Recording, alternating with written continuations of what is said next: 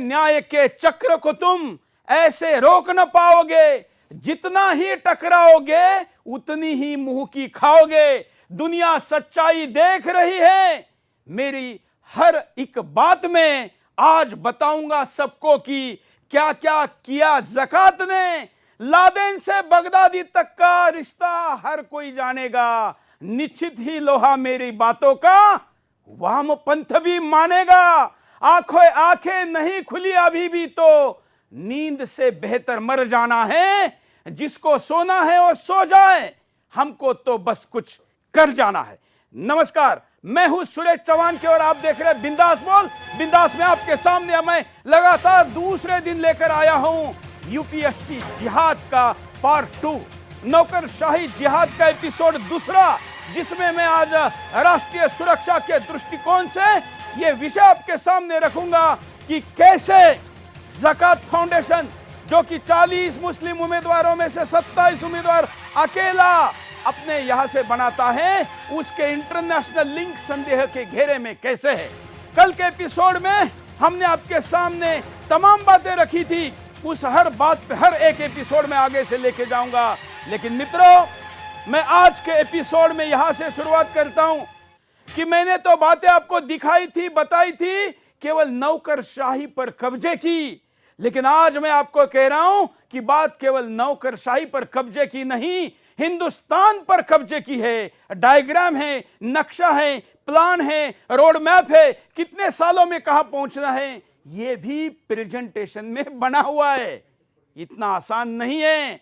शायद यह कार्यक्रम ईश्वर हमको करने की सद्बुद्धि नहीं देता तो पता नहीं कि इस हिंदुस्तान की स्वतंत्रता और कितने जल्दी खत्म होने की संभावना बनती।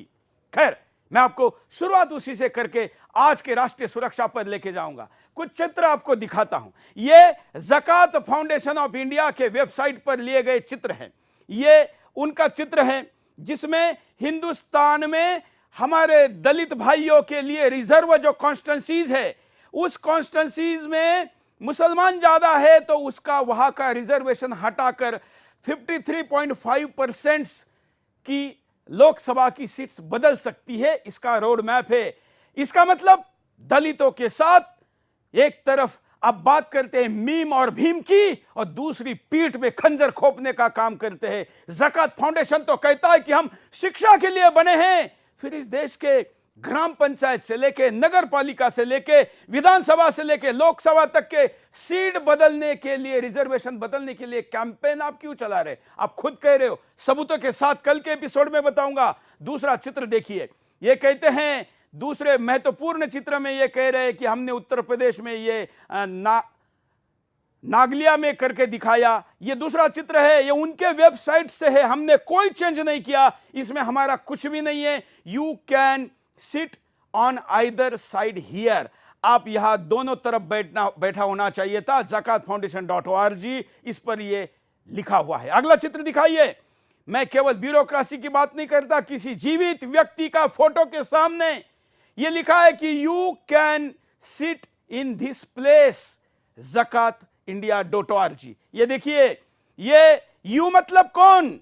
यू मतलब भारतीय नहीं। ज़कात फाउंडेशन मुसलमानों को सीधे आह्वान कर रही है।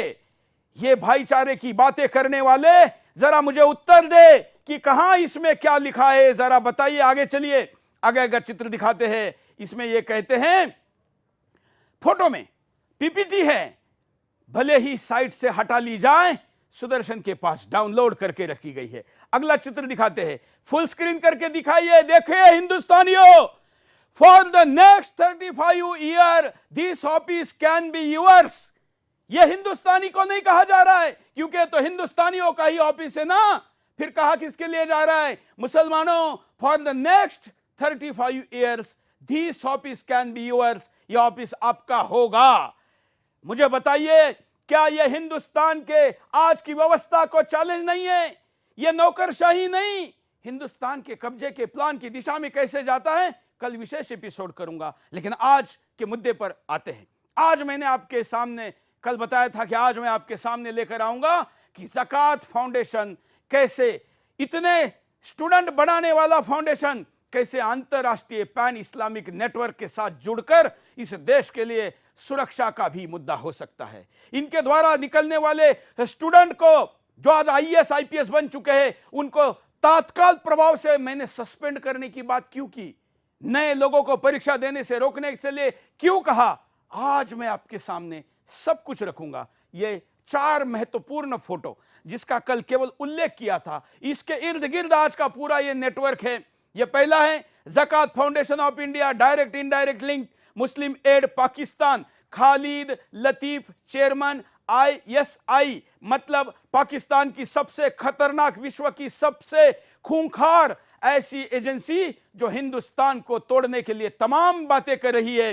वो क्या कहती है इस चित्र में? ये जो 3 कनेक्शन मैंने दिखाए हैं, ये सबसे महत्वपूर्ण कनेक्शन, ये मुस्लिम एड यूके और Zakat Foundation of India, Syed Zafar Mahmood, हम इनके लिए कुर्सी खाली रखे हुए हैं। आज हमने इनको चैलेंज आह्वान किया था, निमंत्रित किया था, लेकिन ये आए नहीं है। और आज हमारी टीम इनके घर पे है, इनके ऑफिस पे है, मैं उनको भी दिखाऊंगा। ये सैयद जफर महमूद मनमोहन सिंह के ओएसडी है, लेकिन मनमोहन सिंह के ओएसडी, हिंदुस्तान के कई लोगों को ओएसडी तो पता ही नहीं क्या होता है, तो ऑफिसर ऑन स्पेशल ड्यूटी। ये खाली चेयर जो रखी है, ये खाली चेयर हमने इनके लिए रखी है। अभी तक कोई भी ज़कात फाउंडेशन से हमारे पास नहीं आया है, अभी भी आता है तो स्टूडियो में बिठाएंगे। उनके कार्यालय के बाहर हमारी टीम है, उनको भी जरा दिखाइए। और इनके घर के बाहर भी हमने टीम भेजी है, फोन किए हैं, मैसेज किए, ईमेल किए, कोई सहभागिता नहीं। केवल कोर्ट में जाकर चिल्लाने वालों, अगर हिम्मत है, सत्य है और गलत नहीं किया है तो आइए ना, बात करिए, क्या डर है? कोई बात नहीं, अभी अगले 50 मिनट तक ये कार्यक्रम चलेगा, कभी भी जुड़ जाओ। हम आपसे संवाद करना चाहते हैं क्योंकि सबूतों का पूरा सब कुछ हमारे पास है। आगे बढ़ते, अगला स्लाइड दिखाते हैं।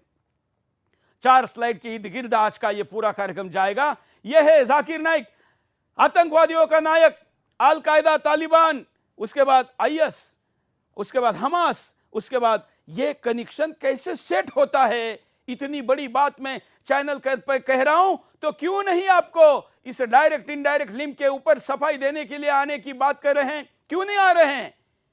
वेबसाइट पर सफाई दे रहे हैं और चैनल पर आने से डर रहे हैं, टाल रहे हैं, क्यों? अगली स्लाइड। ये महत्वपूर्ण तीसरी स्लाइड। जाकिर नाइक, जफर हुसैन कुरैशी, ये एक ही कंपनी में कैसे डायरेक्टर थे और यही कैसे डायरेक्टर है। और जो लिंक है Zakat Foundation India, Zakat Foundation India International, 9 साल जाकिर की कंपनी का डायरेक्टर, मतलब 3285 दिन जो व्यक्ति जाकिर के साथ रहा, कंपनी में डायरेक्टर रहा, अर्थात 78,000 घंटे। जिस जाकिर के 15 मिनट के वीडियो देखने पर लोग आतंकवादी बनते हैं, ऐसा बांग्लादेश कहता है, उस जाकिर के साथ इनके कनेक्शन के ऊपर बात करने से मौन क्यों, डर क्यों, टाल क्यों रहा है, भाग क्यों रहे हैं? अगला महत्वपूर्ण और एक कनेक्शन है जो आपको समझना चाहिए, और वो है IS के साथ के कनेक्शन के लिए ये लिंक। ये मैं विस्तार से बताने जा रहा हूं, बस ये समझ लीजिए कि आज के शो की हेडलाइंस है IS, Zakat Foundation America, Zakat Foundation of India को पैसा मिलता है ज़कात फाउंडेशन ऑफ अमेरिका से, ज़कात फाउंडेशन ऑफ अमेरिका का लिंक है बगदादी से। ये मैं नहीं, अमेरिका की तमाम बड़ी बड़ी संस्थाएं कह रही है, वहां के सरकारी बैठकों में इसके सबूत दिए जा रहे हैं, और उसके 2400 से ज्यादा सबूत हमारे पास लिंक के साथ उपलब्ध है। सैयद जफर महमूद, हिंदुस्तान के एक बड़े नौकरशाह जो मनमोहन सिंह के दाहिने हाथ बनकर PMO में प्रधानमंत्री कार्यालय में थे। ये अगला link, Al Qaeda, Taliban, Islamic Foundation, Medina Trust, UK embassy पर हमले के कनेक्शन में मदीना ट्रस्ट, और फिर नीचे देखिए मदीना ट्रस्ट का पैसा।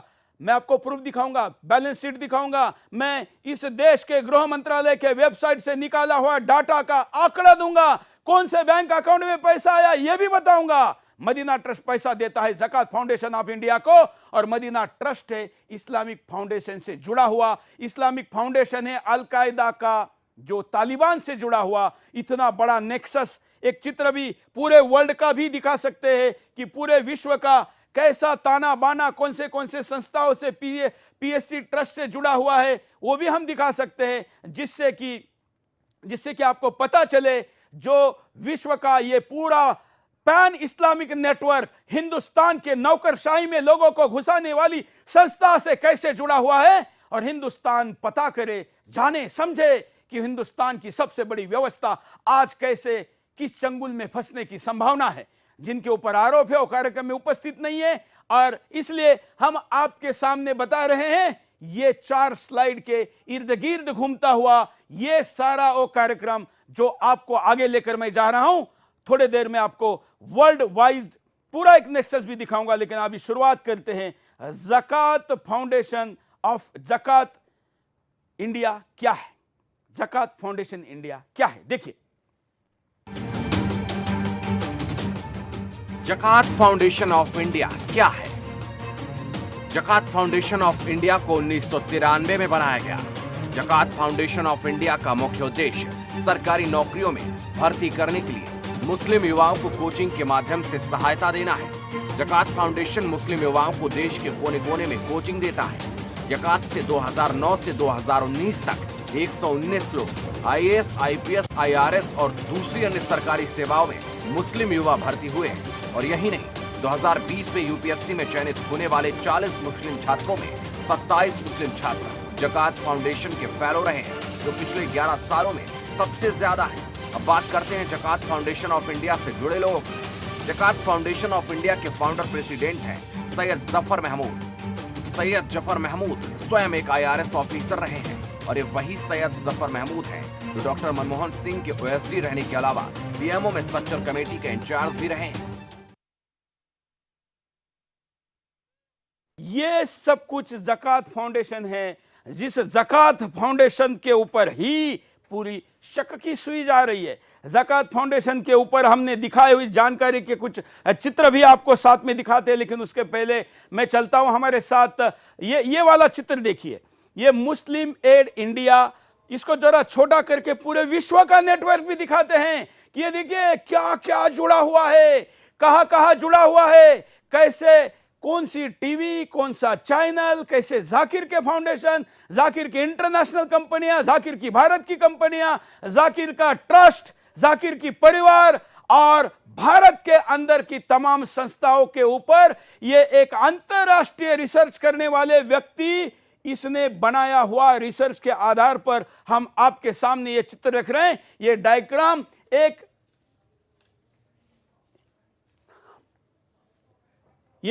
एक विश्वविख्यात व्यक्ति ने इसके ऊपर पूरा रिसर्च किया हुआ है, और उस पत्रकार ने ये चित्र हमको भेजा है और कहा है कि जो बात आप खुलासा करने जा रहे हैं ये बात मैं लिख चुका हूं, लेकिन कोई सुनने को तैयार नहीं है।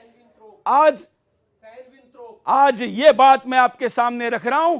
ये सैन विंत्रो का आर्टिकल, आप ये कट सी नीचे लिखा हुआ है, देखिए ये सैन विंत्रो का कट सी लिखा है, सैन विंट्रॉप, आप इस पर जाकर भी देख सकते हैं। चलिए हम आगे बढ़ते हैं। अब मैं गेस्ट के पास चलता हूं। हमारे साथ 3 चेयर लगी हुई है, 2 लोग बैठे हुए हैं, 2 लोग लाइव में हैं, वहां पर कोई कैमरे के सामने आने के लिए तैयार नहीं है। वो वीडियो भी मैं दिखाऊंगा कि हमारी टीम वहां पर ढूंढ रही है, उस एड्रेस पर कोई मिल नहीं रहा है, क्या मांझ रहा है। लेकिन फोन कॉल करके आप जुड़ सकते हैं। आप कैमरे पे आने को तैयार नहीं तो फोन पे आइए, लेकिन कोई बात नहीं, देखते वेट करते। हमारे साथ 2 लोग इस वक्त जोड़ चुके हैं, उनके पास चलते हैं। हमारे साथ वरिष्ठ पत्रकार मधु किशोर जी है, हरिद्वार से इस वक्त हमारे साथ जुड़ी है। मधु जी, आपका स्वागत है बिंदास बोल में। जी, आप बहुत अहम काम देश के लिए कर रहे हैं, और इसमें हर भारतवासी जो इस देश की समृद्धि चाहता है, जो इस हिंदू सिविलाइजेशन को बचाना चाहता है, उसका फर्ज बनता है कि आज आपके साथ सब खड़े हो जाए। बिल्कुल, हमारे साथ डाटा साइंटिस्ट है जो कि इस विज्ञान का उन्होंने आईआईटी कानपुर में प्रेजेंटेशन दिया कि पूरा अंतरराष्ट्रीय आतंकवाद कैसे पैसे के साथ लिंक हुआ है, और विश्वविख्यात लोगों के साथ मिलकर वो इस पर काम कर रहे हैं। इस नेक्सस को तोड़ने में इनका भी योगदान हमारे साथ है। विश्व भर से तमाम डाटा साइंटिस्टों के साथ कोऑर्डिनेशन करके हम आपके सामने ऐसी चीजें लेकर आ रहे हैं जो कि, अगर मैं उदाहरण देना चाहूं तो एक चैनल पर सीआईडी नाम की सीरियल आती है। आज का एपिसोड देखते समय सामान्य दर्शक के नजर से मत देखिए, हमारे पास या दया या वो जो चरित्र है उसमें वो नहीं है। इसलिए आज आप सोचिए कि जब मैं बगदादी कह रहा हूं, जब मैं लादेन कह रहा हूं और जब मैं तमाम नाम आंखों के सामने ले रहा हूं, तो चित्र पैदा करिए, आंखों के सामने निर्माण करिए कि हिंदुस्तान की इस नेक्सस के साथ कौन कौन जुड़ा है, कैसे तार जुड़े हुए हैं। इस तारों का विश्लेषण करने के लिए हमारे साथ डाटा साइंटिस्ट के तौर पर जुड़े रहेंगे संजीव नेवर जी, जो अग्निवीर संस्था के मुख्य कर्ता धर्ता है। तमाम आप दर्शक लोग, आपका दायित्व केवल सुनकर चुप बैठना नहीं, सुनी हुई बात को हिंदुस्तान के अंतिम व्यक्ति तक पहुंचाना है, क्योंकि आपका देश ही कब्जा करने के प्लान के तहत लोगों के सामने प्रस्तुत किया जा रहा है। चलिए अब मधु जी से शुरुआत करते हैं। मधु जी, ज़कात फाउंडेशन, कितना लुभावना नाम कहने के लिए कि इस देश में हम शिक्षा का काम करना चाहते हैं। काम करने वाले व्यक्ति प्रधानमंत्री के साथ जुड़े हुए थे और ऐसे व्यक्ति जो कि बड़े नौकरशाह थे, ऐसी संस्था के मुखिया है, संस्थापक है, जो संस्था तमाम सवालों के घेरे में फंसी हुई है और उत्तर देने के लिए तैयार नहीं है। मधु जी। सुरेश भाई, आप जो सवाल उठा रहे हैं ये सिर्फ आज के नहीं है। दुख की बात है कि हिंदू समाज सोया रहा, नहीं समझा कि जो बड़ा एजेंडा है, चाहे ज़कात हो या जितने भी मुस्लिम संगठन, उनका एक सिंपल एजेंडा है गज़वा हिंद, यानी पूरे हिंदुस्तान पे कब्जा जमाना, हर हिंदू को कन्वर्ट करना, हर मंदिर को तोड़ना, हर मूर्ति को खंडित करना। ये मैं नहीं कह रही, ये खुद वो अपने मुंह से कहते हैं। उनका मजहबी फर्ज है, ये उनके ऊपर जिम्मेदारी बनती है, इसलिए उनको इसमें कोई परहेज भी नहीं है। और पार्टीशन जो हुआ 1947 का, वो इसी एजेंडा का हिस्सा था। 1991 में कश्मीर से पंडितों को भगाया गया, जो छोटी सी माइनॉरिटी थी। आप ये देखिए हमारा क्या हाल होने वाला है। अगर 3-4% हिंदुओं को ये टॉलरेट नहीं कर पाए जहां इनकी मेजॉरिटी थी, तो आप अंदाजा लगा सकते हैं कि क्या हालत होने वाली है बाकी लोगों की। हालत हो रही है। जम्मू में भी जिन राज्यों में स्थिति संख्या में घट चुके हैं, उन राज्यों की हालत देख रहे हैं। बिल्कुल, वहां आप रह नहीं सकते। जहां भी मिनी पाकिस्तान बन गए हैं, वहां हिंदू नहीं टिक पा रहे, भाग रहे हैं। चाहे वो दिल्ली में मिनी पाकिस्तान हो, चाहे बंगाल में हो, चाहे कहीं यूपी में हो, बिहार में हो। दूसरी बात सुरेश जी, मैं आपसे आज बताना चाहती हूँ, मुझे बहुत दंग हुआ जब मेरे तथाकथित बड़े लिबरल अपने आप को मानने वाले मुस्लिम फ्रेंड्स खुलेआम कुछ सालों से मुगलिस्तान और द्रविडिस्तान की बात कर रहे हैं। यानी उत्तर भारत में हम मुगलिस्तान बनाएंगे और दक्षिण भारत में द्रविडिस्तान, ये खुलेआम। अच्छा, और सबसे दुख की बात ये कि इसका ठीकरा किसके सिर फोड़ रहे हैं? अरे ये मोदी जब से आया है, भाजपा आई है, आरएसएस आई है, ये देश को तोड़ना चाहते हैं। और इनकी अगर मंशा चलती रही तो देश में मुगलिस्तान द्रविडिस्तान बनने को कोई नहीं रोक सकता। ये खुलेआम लिबरल मुसलमान फ्रेंड, जिनको मैं सोचती हूँ कि जिनका अपने रेडिकल फ्रिंज से कोई लेन।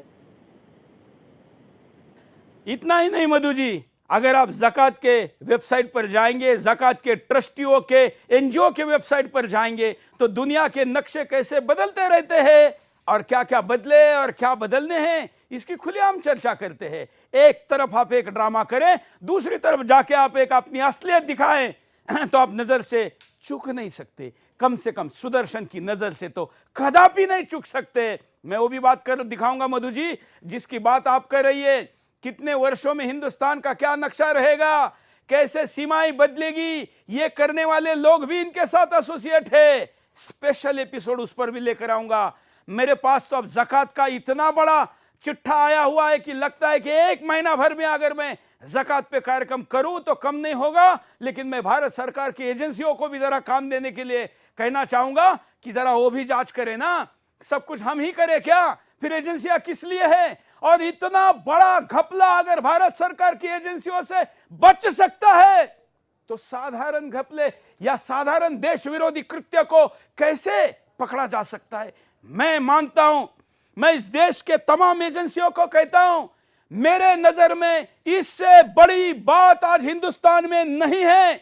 आप मधु जी भी मेरे से सहमत होगी और संजीव जी भी मेरे से सहमत होंगे कि इससे बड़ा प्लान आज हिंदुस्तान के पास नहीं है, जो कि हिंदुस्तान पर कब्जा करने के प्रेजेंटेशन खुलेआम वेबसाइटों पर लगाए जा रहे हैं। और वो संस्था जो सरकार से पैसा लेती है, वो संस्था साइमल्टेनियसली विदेश से ऐसे संशयास्पद सस्पेक्टेड ऑर्गेनाइजेशन से पैसा लेती है और उत्तर देने के लिए भी नहीं आती है। संजीव जी के पास चलते हैं। संजीव जी नमस्कार।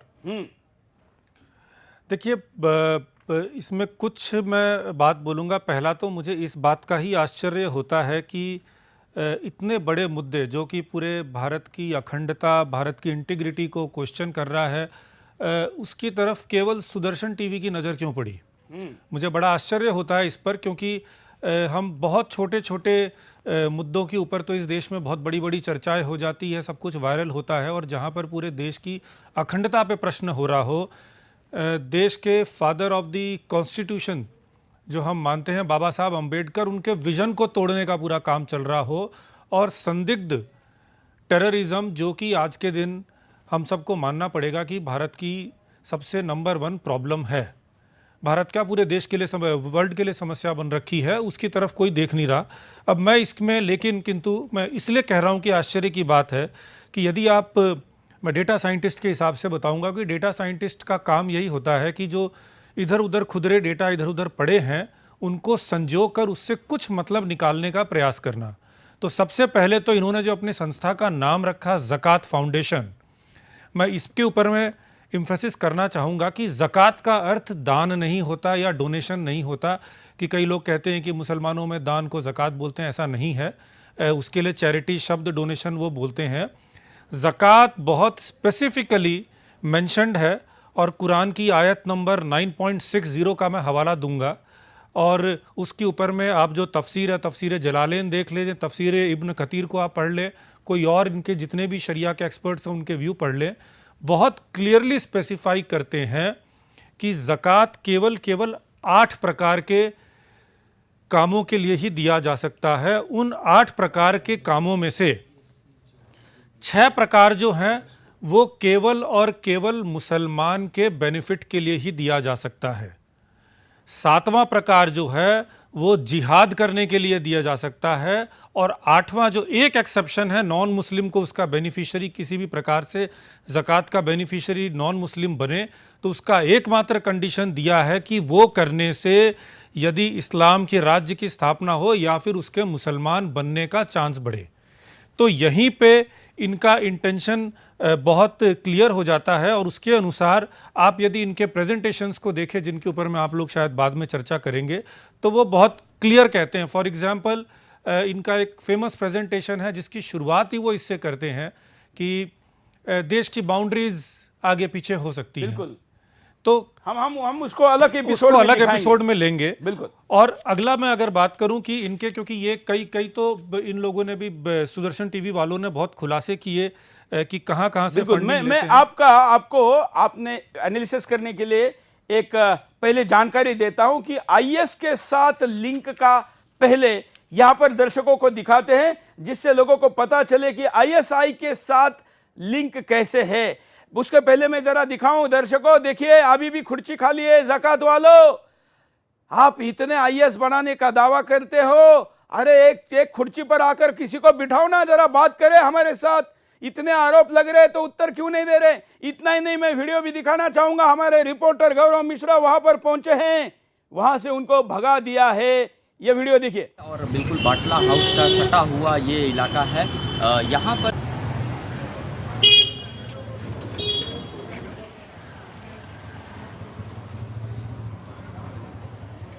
ये देखिए ऊपर बोर्ड लगा हुआ है, यहाँ पर भी हमारा रिपोर्टर माइक आईडी भी लेके नहीं जा सकता है।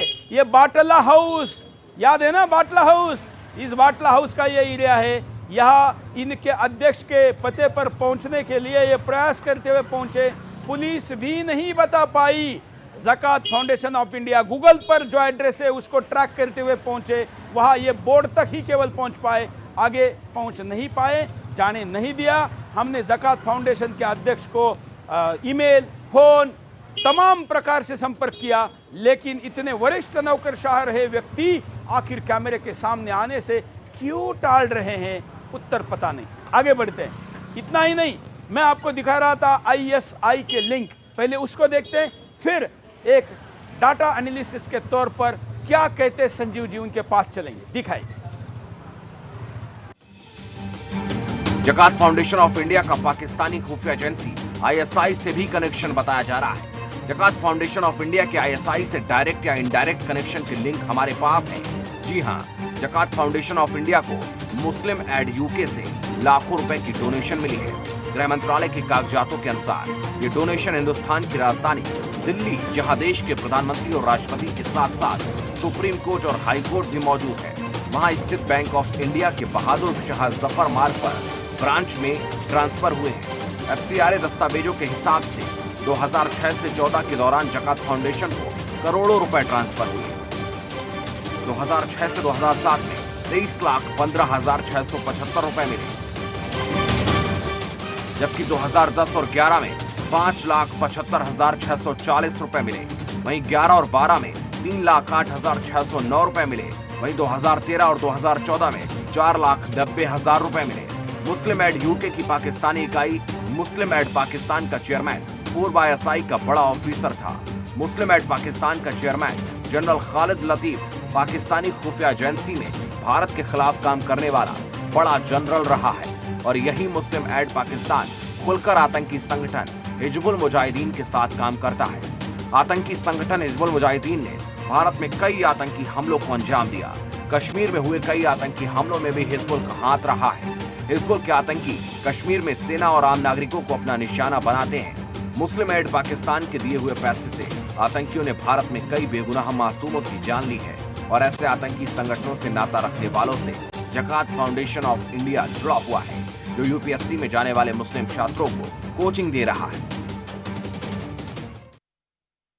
अब मधु जी के पास चलते, फिर संजीव जी के पास आऊंगा। मधु जी, इतना साफ साफ बैंक अकाउंट, चाहे तो स्क्रीन पर भी दिखाएंगे, भारत सरकार के गृह मंत्रालय की रिपोर्ट, इस वक्त आप जाइए, FCRA का डाटा इस वक्त आप आपके मोबाइल पर निकाल सकते हैं। सारा जो मैं बातें कर रहा हूं ये मैंने सरकारी वेबसाइट से लिए हुए हैं, इसमें अपनी कोई बात नहीं है, ना गुप्त सूत्रों का मैं कोई दावा कर रहा हूं या अननोन सोर्स के किसी बात को रखने की बात कर रहा हूं। मैंने जो ट्रांजैक्शन दिखाए हैं इसका मेरे पास सरकारी वेबसाइट का स्क्रीनशॉट है, पेज है, उस पेज पर आप खुद जाइए, जरा आप भी तो मेहनत करिए। हमारा देश है, आप सबका देश है, इसको बचाने के लिए ये आपको जानना जरूरी है कि कौन से वेबसाइट्स पर क्या डाटा मिलता है, कैसे उसको देखा जा सकता है, और उसके स्क्रीनशॉट लीजिए, अपने मित्रों को दीजिए, पूछिए कि आखिर ये लिंक कहां लगता है। सब कुछ काम केवल दूसरी भारत सरकार की एजेंसियां करें या केवल सुदर्शन करे और आप केवल देखते रह जाएं, इतना ही आपका दायित्व है क्या? नहीं। तो इसलिए वो भी मैं आपको दिखाऊंगा, लेकिन पहले मधु जी के पास चलते। मधु जी।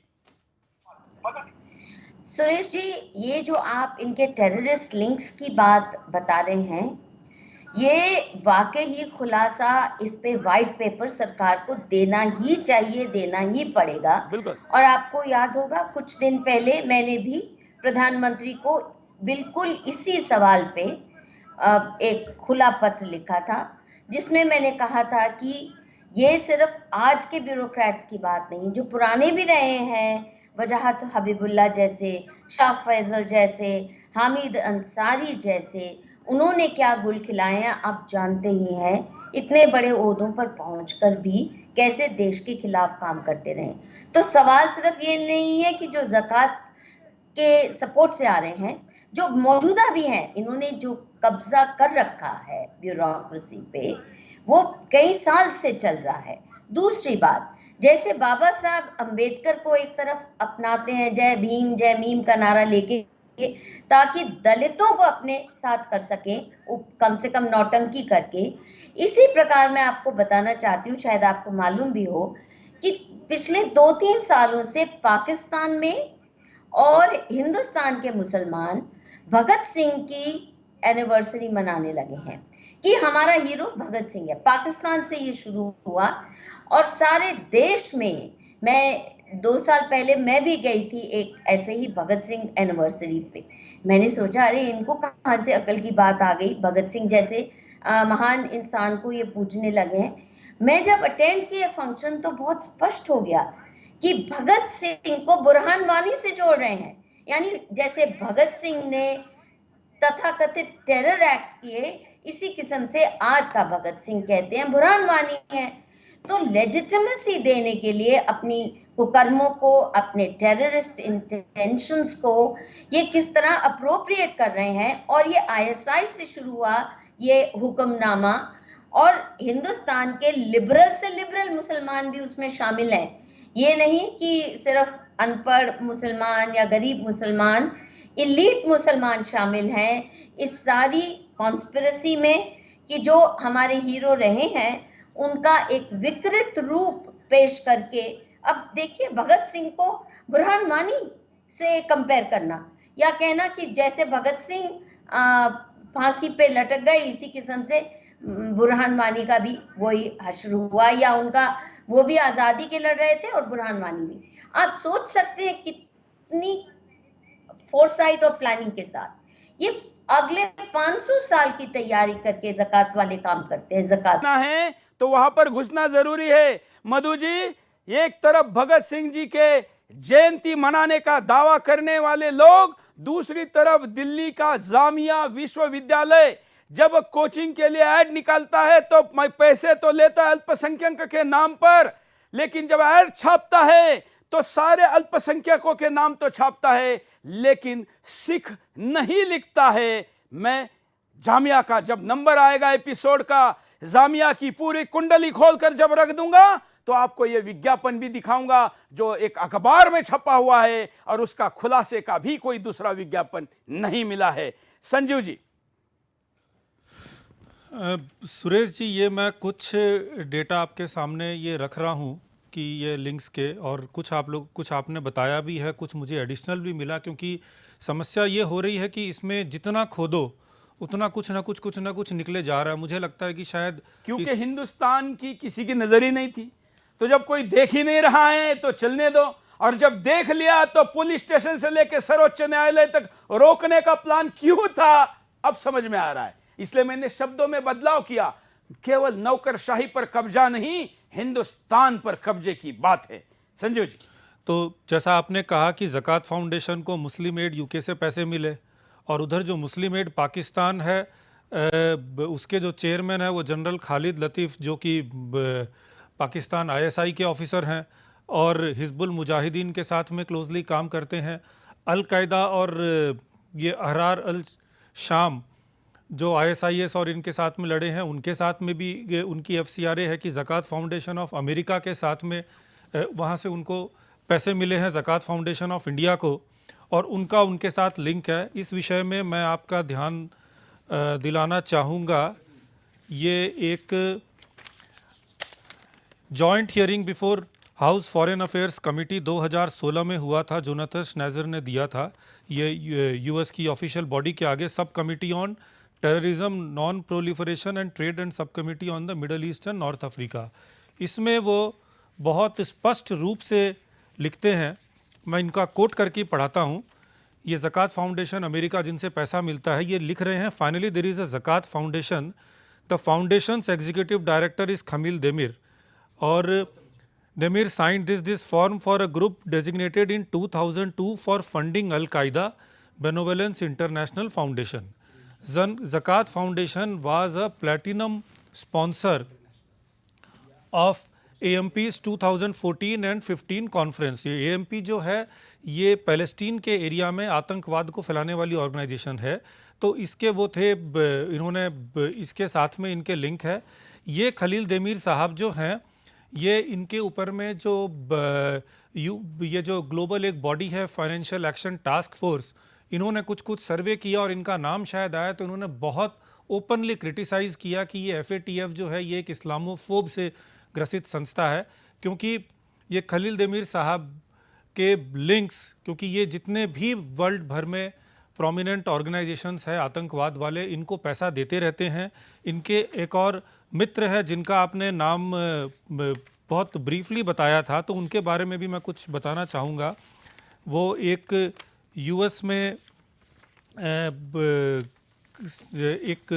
यूएस के बड़े डॉक्टर हैं, साइकेट्रिस्ट हैं एक्चुअली में, और वो ये डॉक्टर ज़फ़र कुरैशी ने बर्मिंघम के अंदर में एक ही 33 फॉरसेट रोड मोस्टली बर्मिंघम में एक ही स्थान से पता नहीं कितनी सारी कंपनियां खोल रखी हैं, और ये ग्लोबल इनका ब्रांड आज के दिन इमेज है कि ये फिलेंट्रोफिस्ट, और जिनको भी मतलब दान देने वाले हैं, और जिनको भी दान देते हैं वो सब इसी प्रकार के संदिग्ध और ऑर्गेनाइजेशंस हैं जिनसे लिंक्ड है।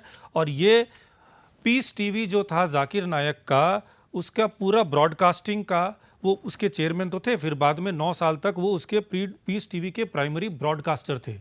और उसके बाद में जब जाकिर नायक के खुलासे हुए और यूके में भी उनके ऊपर में न्यूज़ कटने लगा, तो इन्होंने अचानक अपनी कंपनी को बंद कर दिया।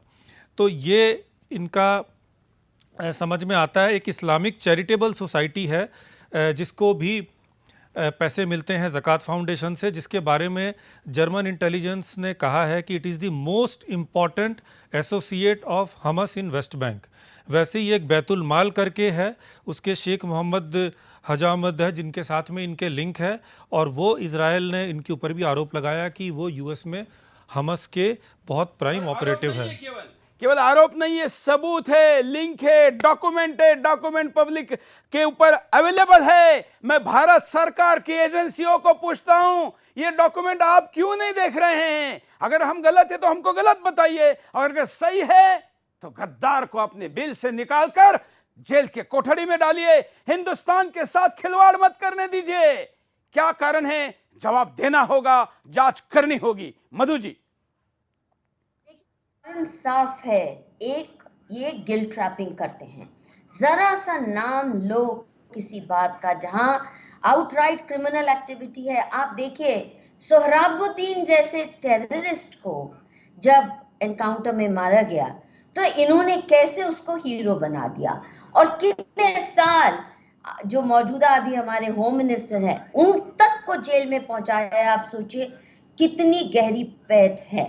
कर्नल पुरोहित जिन्होंने सिमी का नेटवर्क ओपन किया। मधु जी एक मिनट मधु जी, मैं आपको जोड़ रहा हूं, दर्शकों को लिंक कनेक्ट हो इसलिए।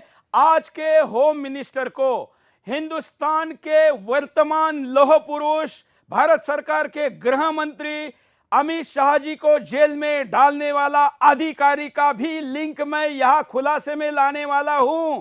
वो कैसे ऑनररी पदों पर रहते हुए हजारों लाखों रुपए संस्थाओं से ले रहा था, ये भी दिखाऊंगा। जब जामिया का नंबर आएगा तो मैं उस IPS ऑफिसर को भी लेके आऊंगा। कंटिन्यू करिए।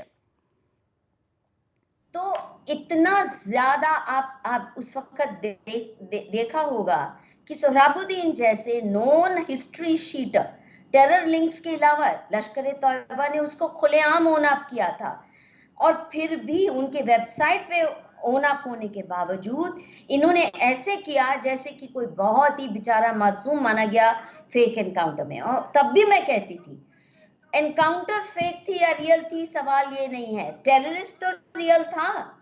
और किसी भी देश में आप बताइए टेररिस्ट की आरती उतारी जाती है क्या? अगर उनके साथ एनकाउंटर किलिंग नहीं होती तो क्या आरती उतारेंगे? किसी भी देश में, चाहे इंग्लैंड है चाहे अमेरिका, वहां तो और भी फर्म है इस मामले में। अगर कोई टेरर मिशन पे है और वो व्यक्ति नरेंद्र मोदी की असैसिनेशन की सुपारी लेके गया था, 4 लोग जो गए थे, तो आपने देखा किस हालत में इन्होंने नरेंद्र मोदी को और अमित शाह जी को रखा, कितने साल तक जलील रखा। क्यों? क्योंकि एक टेररिस्ट को, एक टेरर नेटवर्क को उन्होंने स्मैश किया। इसी प्रकार कर्नल पुरोहित के साथ जो हुआ, एक मिलिट्री इंटेलिजेंस का बहुत ही काबिल अफसर जिसने सिमी के जो स्लीपर सेल है उनको क्रैक किया, उनकी सारी जानकारी प्राप्त की। और आप जानते ही हैं 8 साल तक बिना चार्जशीट के किस तरह बेरहमी से उनको मारा गया, पीटा गया, टॉर्चर किया गया, और अभी भी उनका केस खारिज नहीं हुआ। ये क्यों हुआ? क्योंकि किसी ने कोशिश की इनको एक्सपोज करने की या इनसे टक्कर लेने की। ब्यूरोक्रेसी को सुला के रखना, आर्मी तक में इनकी घुसपैठ है, तभी कर्नल पुरोहित के साथ जो हुआ वो हो सका कि वहां पे भी इन्होंने घुसपैठ मचाई हुई है। सिर्फ पुलिस तक नहीं, सिर्फ आईएएस तक नहीं, और कोई भी व्यक्ति जरा सी आवाज उठाता है इनके खिलाफ तो ये उसका करियर तबाह, उसका परिवार तबाह। मैं तो खुद भोगी हूं।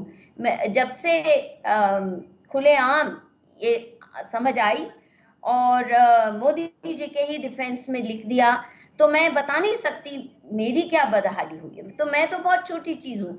जो बड़े अफसर हैं, हिम्मत नहीं है किसी की मुंह खोलने की। जैसे कि हम कल्पना करिए कि हमारे साथ क्या हो रहा होगा। मधु जी, कल्पना करिए हमारे साथ क्या हो रहा होगा। एक मिनट और करने दें, और तभी मैं भी कुछ भी हो आपके इस मुहिम के लिए झाड़ू पोछा भी करने को तैयार हूं, क्योंकि आपने बहुत ही अहम सवाल उठाया है जो हमारे फ्यूचर सर्वाइवल से जुड़ा है। हम जिंदा भी रहेंगे कि नहीं, आने वाली नस्लों के लिए कोई हिंदुस्तान या भारतवर्ष नाम का देश होगा भी कि नहीं, कि एक और पाकिस्तान, 10 और पाकिस्तान बन जाएंगे, ये सवाल इससे जुड़ा हुआ है। और ये जो लैंड जिहाद, लव जिहाद, और मैं एक बड़ी इंपॉर्टेंट बात कहना चाहती हूँ, आप जानते हैं मुझसे भी ज्यादा, हमारी पुलिस की कहीं भी हिम्मत नहीं है। पूछ लीजिए कि कहीं मुस्लिम इलाके में, जिनको ये मिनी पाकिस्तान खुद कहते हैं, जिसको नो गो जोन कहते हैं, किसी की हिम्मत नहीं है। आप कभी नहीं सुनेंगे कि वहां, क्योंकि वहां उनको लिंच भी कर दें तो ये कहेंगे हमें, अरे हमारी औरतों को रेप करने आए थे, हमारे साथ ये करने आए थे, कपड़े फाड़ के औरतें भी खड़ी हो जाती हैं, नानी दादियां इनकी। तो ये जो डर और दहशत 1000 साल से हिंदुओं ने आवाज अपनी खो दी थी, ये अभी क्या कहते हैं कि अगर हम इतने खराब थे मुगल या ये, तो बोले क्यों नहीं। मैं इतनी चुप्पी का माहौल रहा है और बड़ी मुश्किल से आज आवाज उठने लगी है, तो ये कोई हमें बख्शने वाले नहीं है। None of us are safe, क्योंकि इनकी हर इंस्टीट्यूशन में, हर संस्था में, हर मीडिया में तो खास दिखता ही है आपको, जो टुकड़े टुकड़े गैंग की सपोर्ट में किस तरह खुल के आते हैं, बॉलीवुड में कैसे खुल के आते हैं, ब्यूरोक्रेसी में आपने देखा आईपीएस एसोसिएशन कैसे उठ खड़ा हुआ, जैसे ही किसी ने इनका नाम उठाया। सारे एसोसिएशंस में, टीचर्स एसोसिएशन में, यूनिवर्सिटीज में, और जो आप उठा रहे हैं बात, देखिए स्कॉलरशिप्स भी जो दी जा रही है पीएम फंड से, मैंने कई बार ये खुल के प्रधानमंत्री को खुलेआम सोशल मीडिया के माध्यम से कहा है, आप चेक नहीं कर रहे हैं एंटीसीडेंट्स। कश्मीर के कई बच्चे मुझे बोले हैं कि जो वहां से टेरर सेल, स्लीपर सेल खड़े करने के लिए वहां के बच्चे यहाँ प्लांट किए जा रहे हैं यूनिवर्सिटीज में, और कोई चेकिंग नहीं है। उनको free education, fellowship, generous funds दिए जा रहे हैं, सिर्फ आईएएस बनने के लिए नहीं, उससे पहले, आईएएस से पहले जेएनयू में एडमिशन हो, बड़ी बड़ी देश की यूनिवर्सिटीज में एडमिशन हो, और यहाँ तक कि विदेश में जाने के लिए भी इनके लिए खास फंड है। माइनॉरिटी अफेयर्स मिनिस्ट्री तो इनके फॉरेन एजुकेशन के लिए भी अलग से स्कॉलरशिप्स देती है। तो इन्होंने हर चीज पे कब्जा, और हमारे दिमागों और दिलों पे भी जो कब्जा कर लिया, मैं सोचती हूँ कि वो पहले जिस दिन दिल और दिमाग से इनका कब्जा और दहशत जो है, आज इतनी दहशत है, कोई खुल के बात मैं भी करती हूँ तो मेरे परिवार वाले भी डरते हैं कि अरे तुम कैसी बात कर रही हो, तुम्हें पता है क्या हो सकता है तुम्हें। तो ये बहुत बड़ा षड्यंत्र है और बहुत ही हम खतरे में इस वक्त गुजर रहे हैं। अब मैं आपके सामने स्क्रीन पर होम मिनिस्ट्री का कागज दिखा रहा हूं। क्योंकि सब लोग गूगल करके वेबसाइट पर जाके शायद नहीं देख सकते, स्क्रीन पर दिखाइए। होम मिनिस्ट्री पर जो वेबसाइट FCRA के साइट पर डाउनलोड है ये कागज है, ये कागज जिसमें ट्रांजैक्शन दिखाए गए हैं, डेट, टाइम, सब कुछ, कितने रुपए आए। मुझे समझ में नहीं आता, एक तरफ कहा जाता है कि फोन पर बात करते हुए भी अगर आपने कोई सस्पेक्टेड शब्द बोल दिया तो टेलीफोन आपका रिकॉर्ड कर लेगा वॉइस सर्च में जाके, दूसरी तरफ इंटरनेट पर जाने वाले ऐसे ऐसे शब्दों को डिटेक्ट करके उसको सस्पेक्टेड लिस्ट में डाला जाता है, ऐसा कहा जाता है। ये तो होम मिनिस्ट्री के वेबसाइट पर लगे हुए कागजात में इन एनजीओ के नाम हैं या तथाकथित एनजीओ के नाम हैं जिनका लिंक पाकिस्तान से लेकर बड़ी बड़ी ऑर्गेनाइजेशन के साथ है जो कि पूर्णतः संदेह के घेरे में हैं। मैं समझना चाहता हूं कि आखिर ये किसी के सर्च में, ये किसी के रिसर्च में या किसी के पकड़ में क्यों नहीं आए। आगे बढ़ते हैं, जाकिर नाइक के तरफ चलते हैं कि जाकिर नाइक का इसके साथ क्या लिंक है, देखिए। फाउंडेशन ऑफ इंडिया के जाकिर नाइक से लिंक चौंकाने वाले हैं। वही जाकिर नाइक है जिसे आतंकियों का आका कहा जाता है, जो भारत छोड़कर भाग गया है। जी हां, नाइक जकात फाउंडेशन ऑफ इंडिया से जुड़ा है। Zakir Naik Islamic research foundation international UK का डायरेक्टर है, तो सैयद जफर महमूद जकात फाउंडेशन ऑफ इंडिया इंटरनेशनल का डायरेक्टर। जाफर हुसैन कुरैशी जाकिर नाइक की इस्लामिक रिसर्च फाउंडेशन इंटरनेशनल का 9 साल तक डायरेक्टर भी रहा। जफर हुसैन कुरैशी सैयद जफर महमूद की जकात फाउंडेशन ऑफ इंडिया इंटरनेशनल का आज भी डायरेक्टर है। जाकिर नाइक और सैयद जफर महमूद के बीच सबसे बड़ी कड़ी यही जफर हुसैन कुरैशी रहा है। जाकिर नाइक के साथ 9 सालों तक काम करने वाले की मानसिकता क्या होगी और भारत के प्रति उसकी सोच कैसी होगी, आप समझ सकते हैं। जिस जाकिर नाइक के छोटे से भाषण से हजारों युवा आतंकी बन जाते हैं। मुस्लिम युवा दूसरे समुदाय के लोगों का गला काटते हैं। ऐसे में वो आदमी जो जाकिर नाइक के साथ 3285 दिन और 78,000 घंटे साथ रहा हो, उसकी सोच क्या होगी, अंदाजा लगाया जा सकता है। यही आदमी कुरैशी सीधे जकात फाउंडेशन ऑफ इंडिया से जुड़ा है। ऐसे में जकात फाउंडेशन ऑफ इंडिया के पैसों से यूपीएससी की कोचिंग लेने वाले मुस्लिम युवाओं की सोच कैसी होगी, आप खुद सोच सकते हैं।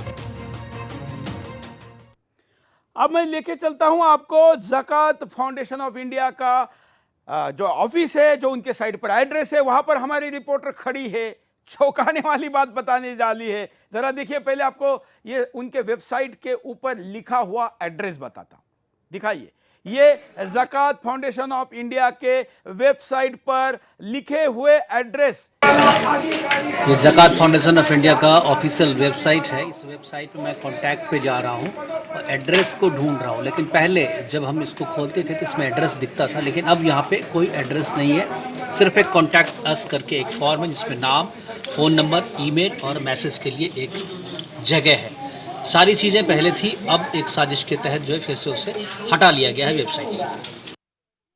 अब हम आपको जो एड्रेस गूगल पर अवेलेबल है उसके आधार पर हमारी रिपोर्टर वहां पहुंची है, उसका रिपोर्ट लेते हैं।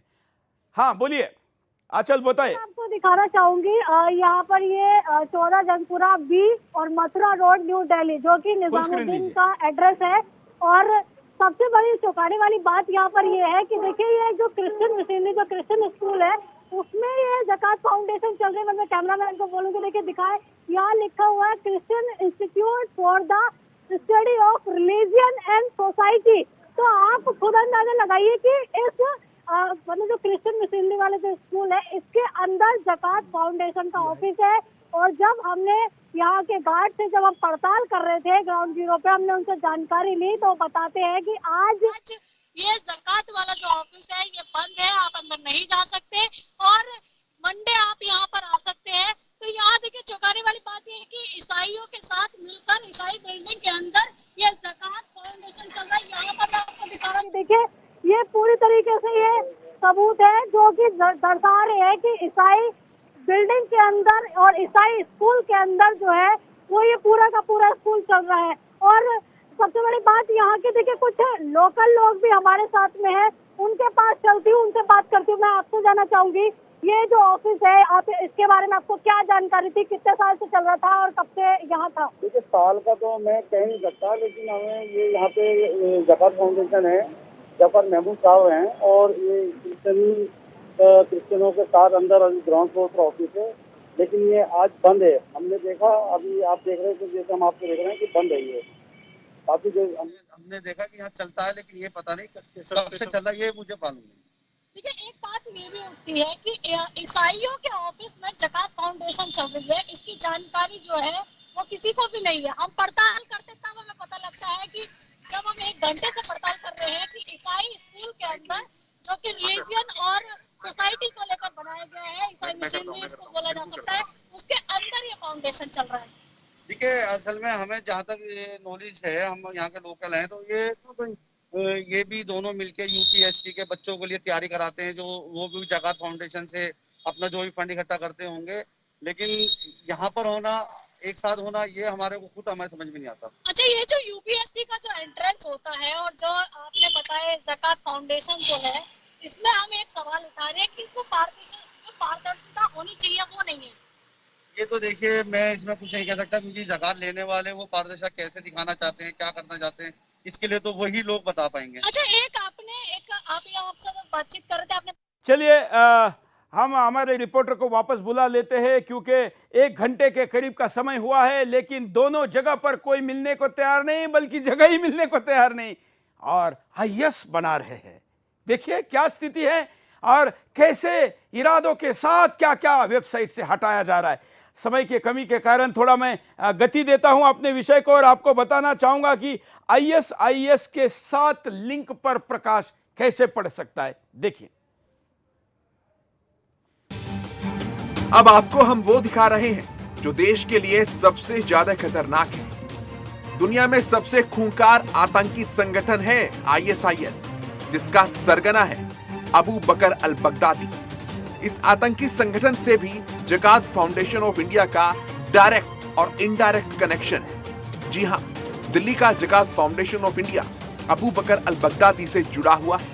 जकात फाउंडेशन ऑफ इंडिया को जकात फाउंडेशन ऑफ अमेरिका से चंदे के रूप में पैसा मिलता है। गृह मंत्रालय यानी कि FCRA के दस्तावेजों से हमें पता लगता है कि जकात फाउंडेशन ऑफ इंडिया को 2015-16 में 11,32,574 रुपए मिले थे, और ये मिले थे जकात फाउंडेशन ऑफ अमेरिका से। जकात फाउंडेशन ऑफ इंडिया को जकात फाउंडेशन ऑफ अमेरिका से ये पैसा बैंक ऑफ इंडिया के बहादुर शाह जफर मार्ग स्थित ब्रांच के अकाउंट के जरिए मिला। ये सभी दस्तावेज हमारे पास हैं। अब आगे बढ़ते हैं। जकात फाउंडेशन ऑफ अमेरिका का एग्जीक्यूटिव डायरेक्टर है खलील देमिर। जकात फाउंडेशन ऑफ अमेरिका का खलील देमिर बेनेवोलेंस इंटरनेशनल फाउंडेशन का अधिकारी रहा है।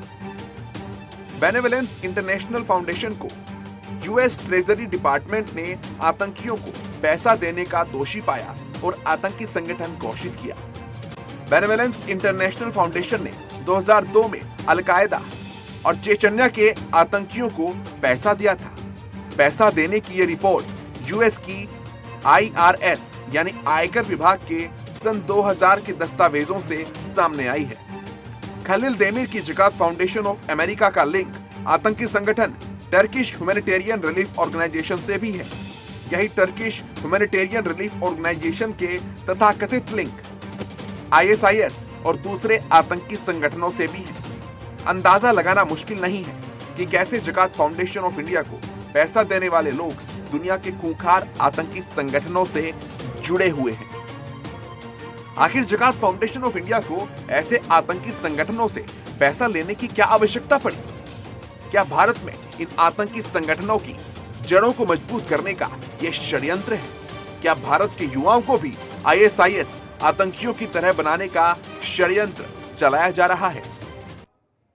विभिन्न वेबसाइटों, रिसर्चों, अकाउंट और उसमें लगे नामों के साथ जो रेफरेंस दिखाया जा रहा है, इस पर भी हम चर्चा करने को तैयार है कि आखिर तो बताइए कि है क्या।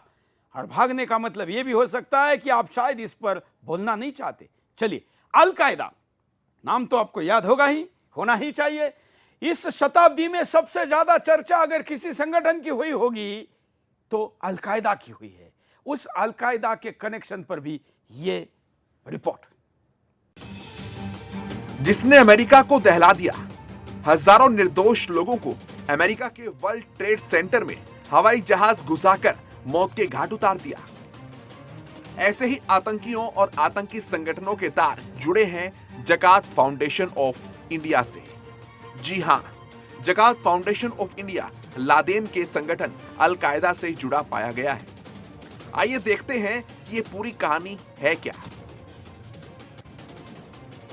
जकात फाउंडेशन ऑफ इंडिया को मदीना ट्रस्ट से पैसा मिला है, फिर वही बैंक और उसी ब्रांच में पैसा आया। जकात फाउंडेशन ऑफ इंडिया को मदीना ट्रस्ट से यह पैसा बैंक ऑफ इंडिया की बहादुर शाह जफर स्थित ब्रांच के अकाउंट में आया। जकात फाउंडेशन ऑफ इंडिया को मिला यह पैसा 2007 और 2008 में 16,80,031 रुपए था, तो 2010 और 11 में 63,76,050 रुपए इन्हें मिले। वहीं 2011-12 में 63,08,035 रुपए मिले, तो 2012-13 में 51,98,017 रुपए मिले।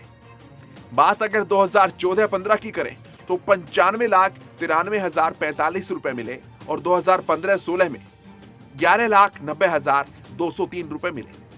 बात अगर 2017 और 18 की करते हैं तो जकात फाउंडेशन ऑफ इंडिया को मिले इस पैसे की धनराशि पहुंची 12,73,960 रुपए पर और 2018-19 में इन्हें पैसे मिले 13,64,694 रुपए। मदीना ट्रस्ट यूके स्थित भारतीय दूतावास पर हुए सितंबर 2019 के हमले में शामिल था। मदीना ट्रस्ट का एक trustee Zahid Parvez Islamic Foundation का भी ट्रस्टी है। 2003 की द टाइम्स यूके की खबर के हिसाब से इस्लामिक फाउंडेशन के 2 ट्रस्टी अल-कायदा और तालिबान से लिंक की वजह से यूएन की प्रतिबंधित लिस्ट में भी थे।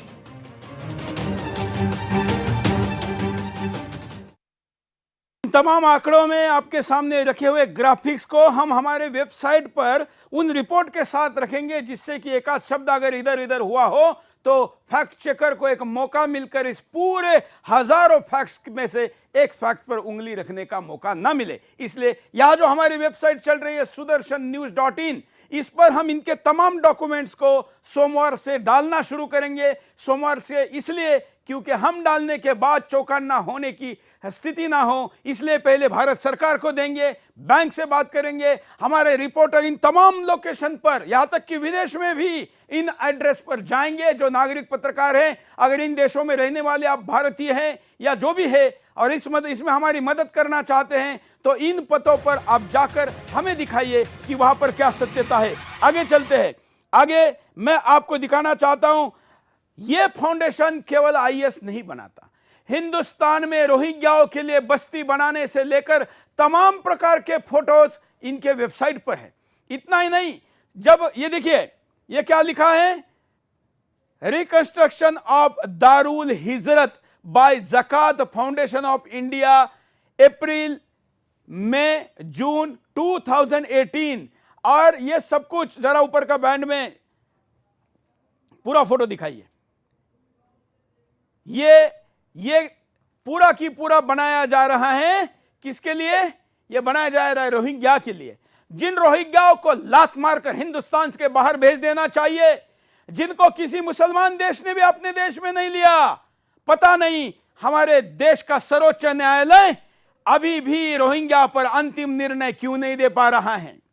मुझे समझ में नहीं आता है माननीय न्यायाधीशों, मुझे पता नहीं कि आप इसको कैसा लोगे, लेकिन ये प्रश्न पूछना मेरा मैं कर्तव्य मानता हूं कि सुदर्शन के एक प्रोमो पर, 30 सेकंड के प्रोमो पर और तमाम लोगों के एसएमएस पर चिंता के साथ उनके गिरफ्तारी को स्टे देने वाले न्यायालय रोहिंग्या पर अभी भी क्यों कुंडली मारकर बैठे हुए हैं? क्यों रोहिंग्या के बारे में हिंदुस्तान सरकार को न्यायालय आदेश नहीं देता है कि इनको इस देश के सीमा के बाहर निकालो? ऐसा क्या दबाव है, ऐसा क्या कारण है और ऐसा क्या कानून है जो ये नहीं करने दे जा रहा? खैर, उस पर अलग से बात करूंगा, लेकिन आज मैंने आपके सामने पूरा कनेक्शन रखा है क्योंकि 1 घंटे में मैंने आपके सामने इन तमाम चीज़ों को रखना था, तो इसके रेफरेंसेस हम आपको केवल दे पाए हैं, लेकिन आपके सामने और डिटेल भी जानकारी देंगे। मैं आखिरी प्रतिक्रिया लेने के लिए दोनों के पास चलता हूं। मधु जी। सुरेश जी, अगर सरकार जरा भी इसमें ढील करती है और तुरंत ज़कात फाउंडेशन को इलीगल बैंड ऑर्गेनाइजेशन नहीं डिक्लेयर करती, और जैसा आपने कल भी कहा था, इनके ऑफिस सील होने चाहिए, इनके सारे रिकॉर्ड्स और बैंक अकाउंट सील होने चाहिए। ये जो आप फिगर दे रहे थे, ये तो चिल्लर है, इनके पास करोड़ों अरबों रुपया होता है। तो ये छोटा मोटा जो बैंक के जरिए इनके पास आ रहा है, that is really loose change, Suresh ji. बिल्कुल। So government has to act fast and ban Zakat Foundation, declare it an illegal terrorist-linked organization, और तुरंत इन पे कार्रवाई होनी चाहिए। और जितने IAS ऑफिसर, IPS ऑफिसर ज़कात से जुड़े हुए हैं, उन पे भी ढंग से इंक्वायरी तुरंत होनी चाहिए। बिल्कुल। संजीव जी। 3 छोटी छोटी बातें करूंगा। पहली बात तो ये कि ये जो आपने अमाउंट्स दिखाए, जैसा कि मधु किश्वर जी ने भी कहा कि ये बहुत ही छोटे अमाउंट है। एक्चुअली मनी लॉन्ड्रिंग में ये प्लेसमेंट और लेयरिंग के फेजेस होते हैं, जिसमें खुदरे अमाउंट आप कुछ बैंक अकाउंट में डालते हो धोखा देने के लिए। किंतु इसको देखकर हम जैसे जो मनी लॉन्ड्रिंग में काम करने वाले डेटा साइंटिस्ट हैं, वो ये अनुमान लगाते हैं कि इस प्रकार के और भी बहुत अधिक संगठन होंगे, बहुत अधिक मैकेनिज्म्स होंगे, जिसके द्वारा ये पैसे इस प्रकार से संदिग्ध पैसा यहाँ पे डिस्ट्रीब्यूट हो रहा है। तो ये जो एक बहुत बड़ा कुचक्र है, मेरे विचार में ज़कात फाउंडेशन उसका एक छोटा सा हिस्सा है, जो अपने आकाओं के कहने के अनुसार ही काम करता है। उससे बड़ा इसका कुछ अपना विल नहीं है। दूसरी बात ये कहूँगा, आपने रोहिंग्याओं की बात की। रोहिंग्याओं के बारे में एक महत्वपूर्ण बात हम मिस करते हैं कि जहाँ भी देश में इनको बसाया जा रहा है, अधिकतर स्थानों में जो उनके लोकेशंस हैं वो बड़े ही स्ट्रेटेजिक होते हैं। किसी कैंटोनमेंट के आसपास होते हैं, किसी ऐसी जगह पे जहाँ पे क्रूशियल देश का इंटेलिजेंस का इंफॉर्मेशन होता है। चाहे आप कश्मीर में देख लीजिए, चाहे आप उत्तराखंड में देख लीजिए, चाहे आप दिल्ली में देख लीजिए, ये हो रहा है। तो ये दूसरी बात है। और तीसरी बात, मैं सैयद ज़फ़र महमूद जी से पूछना चाहूँगा, अगर होते तो मैं उनसे डायरेक्टली पूछता कि आपके लिए भारत बड़ा है या आपके लिए इस्लाम बड़ा है।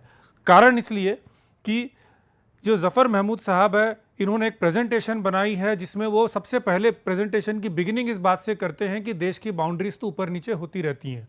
तो यदि एक सिविल सर्वेंट दूसरे सिविल सर्वेंट को सिखाने वाला सिविल सर्वेंट अपनी देश की टेरिटोरियल इंटीग्रिटी, अपने बॉर्डर्स को लेकर बोलता है बॉर्डर चेंज होते रहते हैं और खिलाफत का बॉर्डर बना रखा है देश का बड़ा सा, वो आप शायद अगले एपिसोड में दिखाएं, तो उस व्यक्ति के नीयत के ऊपर मेरा शक होना लाजमी है। ये एक और उस पे शक गहराता इसलिए है, ये खाली कुर्सी देखिए, ये कुर्सी रखने के बावजूद, संपर्क होने के बावजूद, हमने दूत के द्वारा भी संपर्क किया है। हम छत्रपति शिवाजी महाराज के चेले हैं, ऐसे ही कच्चा काम नहीं करेंगे। सारे साउंड रिकॉर्डिंग सब कुछ है, इसके बावजूद भी व्यक्ति नहीं आता है। इतना बड़ा आरोप लगने के बाद अगर कोई ईमानदार व्यक्ति होता तो सामान्यता सामने आकर बात करता, लेकिन नहीं किया जा रहा है। फिर मैं ज़कात फाउंडेशन को कल का मौका और देना चाहता हूं। आपके सामने 24 घंटे है।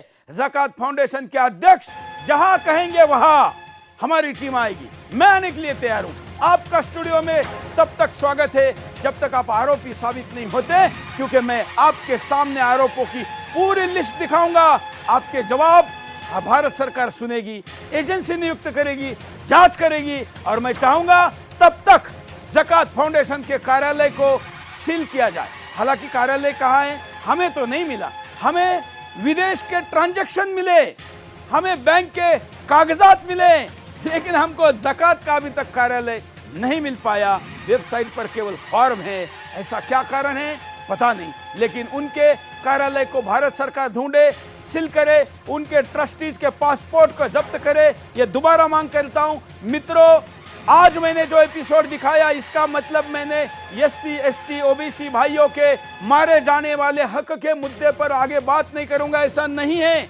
लेकिन पहला एपिसोड पूरा विस्तृत आपके सामने रखने के बाद मुझे जो कई एपिसोड करने हैं उनमें से सबसे खतरनाक एपिसोड ये था, क्योंकि इनको पता चल गया था कि हम क्या करने वाले हैं, इसलिए इन्होंने ऑलरेडी एपिसोड के 8 दिन पहले ही अपने वेबसाइट पर कुछ खुलासे डाले थे। मुझे आपके सामने सारी चीजें लाना अनिवार्य था, इसलिए आज मैंने लाया है।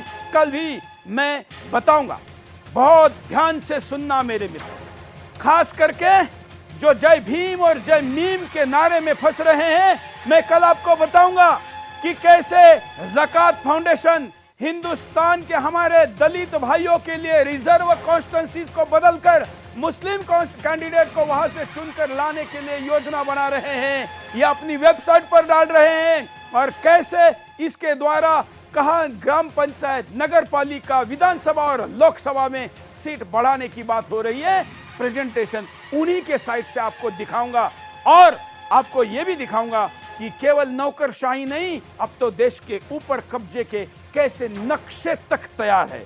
तो ज़कात फाउंडेशन वालों और मेरे खिलाफ ट्वीट करने वाले कामरा से लेके तमाम जो लोग जो 4 दिन मेरे पीछे पड़े थे, अब किसी बिल में छुप गए, क्योंकि उनको पता चल गया है कि सुदर्शन के पास तो ऐसे ऐसे कागजात है कि कभी इनमें से किसी लोगों का एसएमएस भी ट्रैक हो जाए तो उनको भी जेल की हवा खानी पड़ेगी। मेरे खिलाफ वीडियो बनाने वाले बेरोजगार यूट्यूबर पत्रकारों को बल पूछना चाहता हूं, जो कभी प्राइम टाइम के डिबेट करते थे।